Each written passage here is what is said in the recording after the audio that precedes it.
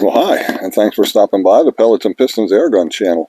You probably noticed we're in a different setting than normal, and that's because my son, this is 4th of July weekend, by the way, as we film this, but my son and my daughter-in-law and my granddaughter are camping on the property. They're down by the brook, which is actually out behind my normal shooting range. So I can't get out there and shoot if I want to shoot in the range, but if I want to make some videos, what I thought I would do today is do some shooting with some of my iron-sighted guns. So we don't usually do this because 25 yards I can't even see the target with these guns. So what we've done is we've shortened it up. We're at 10 meters today, and we're going to be using this beautiful Walther LG55 rifle. This thing's from probably the 1950s. Why don't you have a good look at this thing? It's absolutely gorgeous.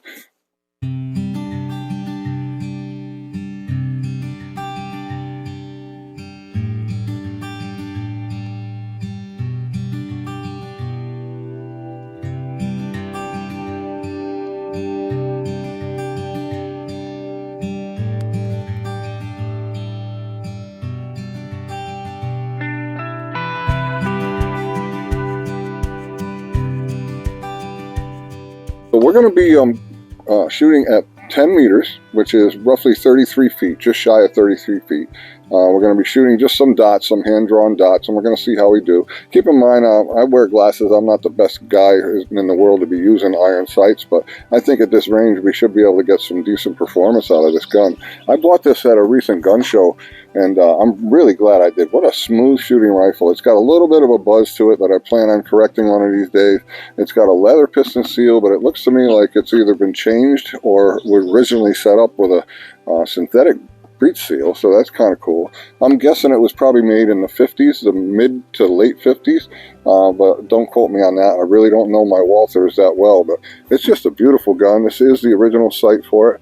Just really, really nice, and it's a pleasure to shoot. It's got a real smooth shooting action, and once we get rid of that buzz, it'll be the ideal rifle for this kind of work. So these were serious target guns back in the day, and this one's no different. I've been shooting it today, you know, and with my not so great eyes, at 10 meters, I'm doing pretty well with this gun. It's really, really cool. So stick around. We're going to set up a target at 10 meters, and we'll be right back, and we'll do a little shooting with it. So this ought to be great. Stick around. I'll be right back.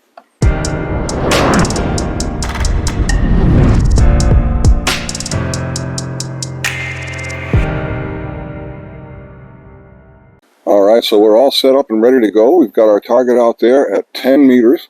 We're shooting this beautiful vintage Walther LG55 target rifle, and we're going to see how we do. This is open sights today. You don't see me usually doing this, but this rifle cocks like a dream. It's so easy to cock because, you know, power wasn't really the objective when they were designing this rifle. I haven't put it across the chronograph yet, but I do plan on doing that. And I also plan on taking it down and rebuilding it one of these days. I might even go so far as to redo the stock. There's a few blemishes here and there. At any rate, we're going to shoot at the dot that's more or less in the middle of that target that you should see in the frame there. And for me, that dot is pretty hard to see at this range. And it's actually only half the width of the post that I'm using to sight on, so I have to center it on the post, and I'm holding that post just ever so slightly below that dot. Now let's see how we do on shot number one.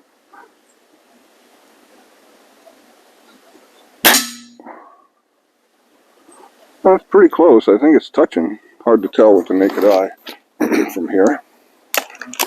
What a nice gun. I don't know if you heard it shoot with that little tiny bit of buzz, but you're probably hearing the pellet hit that metal target trap more than anything else. But it shoots really smooth, and it's just a joy to shoot this gun. Well, I didn't mention we're shooting RWS Meisterkugeln. I believe that's the correct way to pronounce it. My friend Brian says it's right. These are 8.2 grains. Really nice pellet, and they're kind of designed for this type of rifle, so they fit the bore pretty much perfectly. Alright, let's get shot number 2 in there. We'll take 10 shots today, because that's all we're going to do is just shoot the gun. We're not going to put it through the gamut. The trigger is exquisite, I will tell you that. It's just wonderful.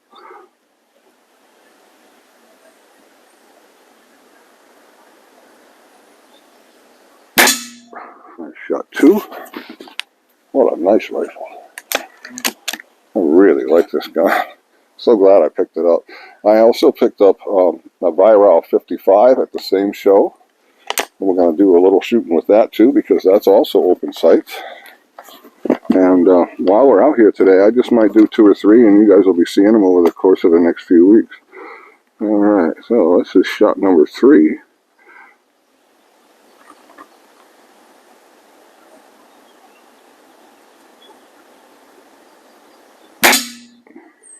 Pulled that one, I think, a little bit. Shot number 3. Beautiful gun, though. It's very well made. Back before they put safeties on guns, there is no safety on this rifle. Again, the trigger is just wonderful. It's every bit as good as the record trigger, if you ask me. Oh, I pulled that shot, guys. Don't even count that one. That was shot number 4, but we're gonna... I just touched that trigger when I shouldn't have.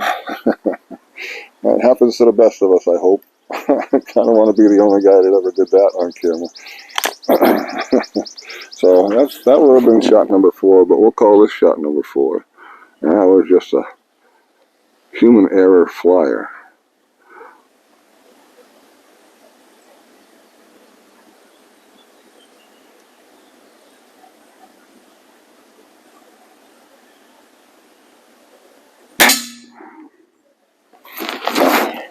So anyway, I'm really glad I picked this up. Beautiful rifle. They made this in a lot of different variations. They had the Tyrolean stock version. They had another version that I would absolutely love to get my hands on, but the problem is if you do find one, you're going to pay through the nose for it. And that's an LG55, what's called a double set trigger. Now, for those of you that don't know what that is, excuse me one sec while I pull this shot off.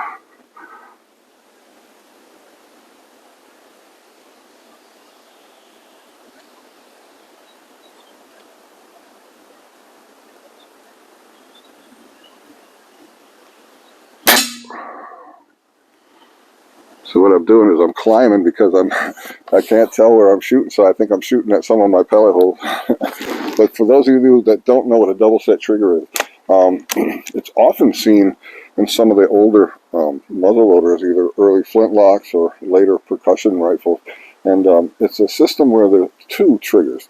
And typically, the forward trigger is your main trigger. If you pull that trigger all by itself, you can get a very heavy trigger pull, but you'll fire the gun. And if you want a more precise trigger pull, you pull the rear trigger, and that you'll hear a little audible click as a rule, or at least you'll feel it when the rear trigger sets the front trigger. And once that's done, the front trigger becomes pretty much a hair trigger. It only takes just a few ounces to touch off the shot. It's rare to see them, although you do see them on quite a few of the better German quality Springers from back in the day, but it's not real common to see on air guns. It was much more common on muzzleloading rifles back in those days. Let's see if we can't get shot number, what was that, number 5 downrange.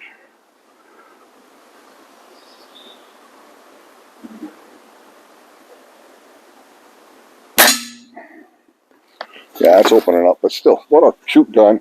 If I had a little better lighting, I'm in the shadows down there, but I wanted to be in the shade today, but I was hoping my target would stay in the sun. When I got here, it was, but by the time we got set up to film, we're in the shade, which I'm not going to complain about. But alright, this is shot number 6.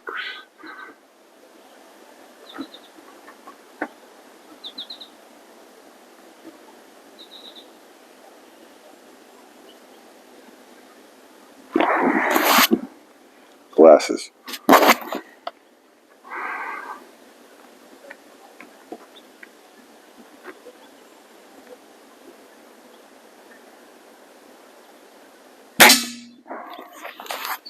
Alright. Shot number 6. I don't know if you can tell how almost effortlessly I concoct the rifle. It doesn't take much at all. I mean, it's so quiet when it locks up, but it's solid. You can just feel the quality. It's typical German quality. It's really nice.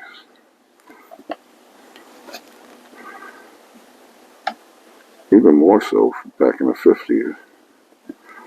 Alright, this is shot number 7, I think.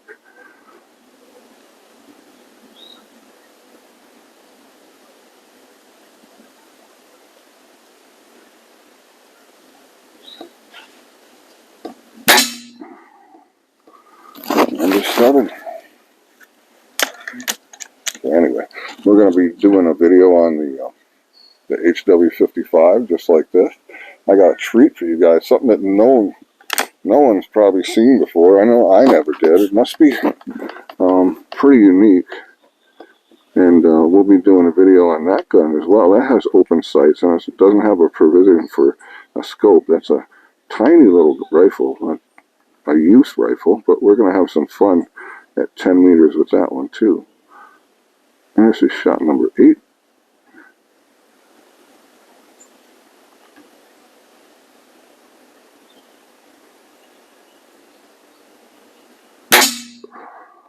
Alright. Whoops, you just spilled the pellets. Problem with being outside, I got this little temporary table that is not level, so I'm chasing these pellets around. That's funny.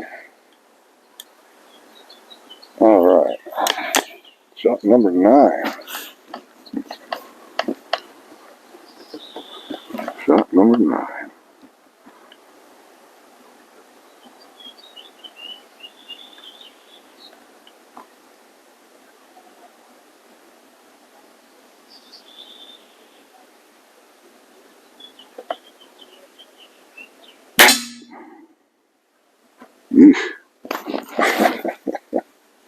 That's why you guys see me with a scope as a rule. This gun, I think I can put a scope on. In fact, I'm going to try. My friend, who you guys might have met on a previous video, my friend Brian, turned me on to a mount. It's kind of something that might work here in place of this aperture sight. And then we can really squeeze a little accuracy out of this gun. Alright, this is the last shot. Shot number 10.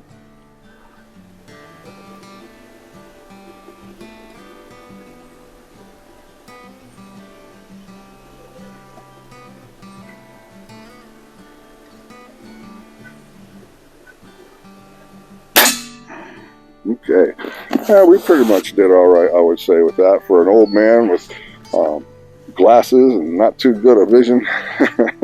So anyway, folks, that is the Walther LG55 that we picked up at a recent gun show in Carlisle, Pennsylvania. What a beautiful, beautiful gun. I'm so glad I got it. We'll probably redo that stock someday. I might even reblue the rifle. I have plans to do a complete restoration on at least 1 or 2 of these rifles that I pick up in the show, these older guns. So that'll make some interesting video footage. So we'll definitely do that in the future for sure.